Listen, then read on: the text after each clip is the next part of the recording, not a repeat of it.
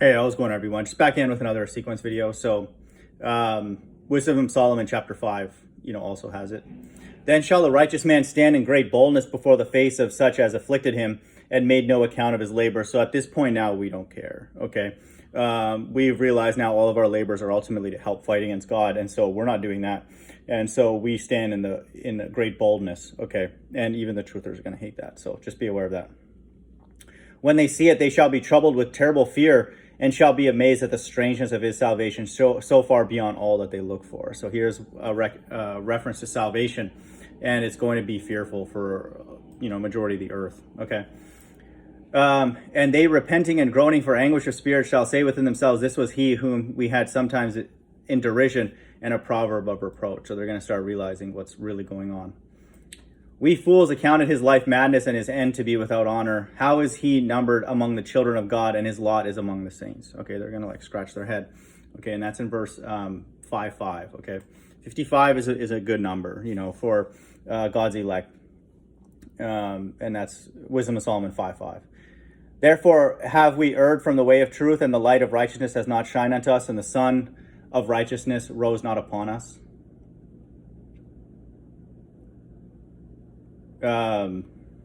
This is in verse 6. Okay, this is judgment for the unfaithful. Verse 7, we wearied ourselves in the way of wickedness and destruction. Yea, we have gone through deserts where there lay no way. But as for the way of the Lord, we have not known it.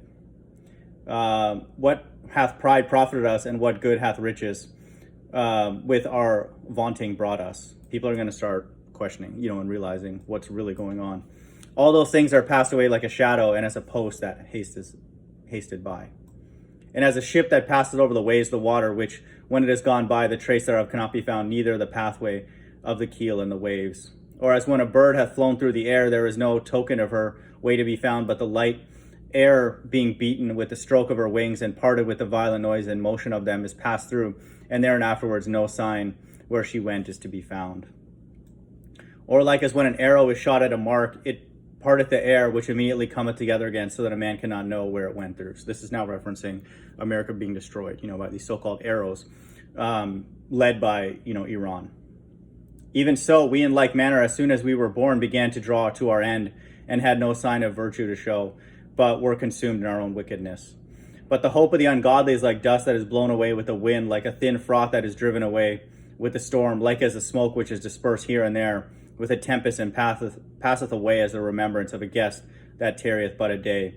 And so during this time here, this being described here is ultimately judgment for the unrighteous, and then they're going to be destroyed. But the righteous live forevermore. Their reward is with the Lord, and the care of him is with the Most High. Therefore they shall receive a glorious kingdom, and at a beautiful crown of the Lord's hand. For with his right hand shall he cover them, and with his arm he shall protect them. He shall take to him his jealousy for complete armor, and make the creature his weapon for the revenge of his enemies. So now this is Christ returning with his elect to destroy. Okay, he shall take to him his jealousy for complete armor, and make the creature his weapon for the revenge of his enemies, God's enemies. He shall put on righteousness as a breastplate, and true judgment instead of a helmet. That's in verse 18, 666. He shall take holiness for an invincible shield. His severe wrath shall he sharpen for a sword, and the world shall fight with him against the unwise. Okay, and so just know that, okay? This is, again, prophesying a fight, in heaven against God and his elect, and then people on earth. Then shall his right aiming thunderbolts go abroad, and from the clouds, okay, this is above, in the so-called UFOs, as from a well-drawn bow, shall they fly to the mark, okay? And then that's double meaning, because it's the people with the mark of the beast, okay? They're not going to miss, okay? They have good aim, and they're powerful. Like it says here in verse 22, and hailstones full of wrath shall be cast as out of a stone bow, and the water by the sea shall rage against them, and the flood shall cruelly drown them. Yea, a mighty wind shall stand up against them, and like a storm shall blow them away. Thus iniquity shall lay waste the whole earth, and ill dealing shall overthrow the thrones of the mighty. And so, this in verse 23, 33, that's for the leadership structures on earth. And so, shall lay waste the whole earth, okay?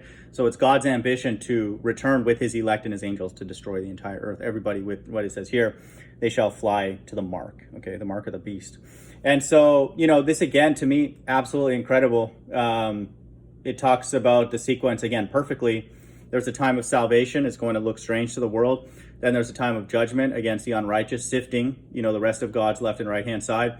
and then Christ returning with his elect to destroy everybody who destroys the earth. So sequence is here again in Wisdom, Solomon 5. Hope everyone's doing well. Bye.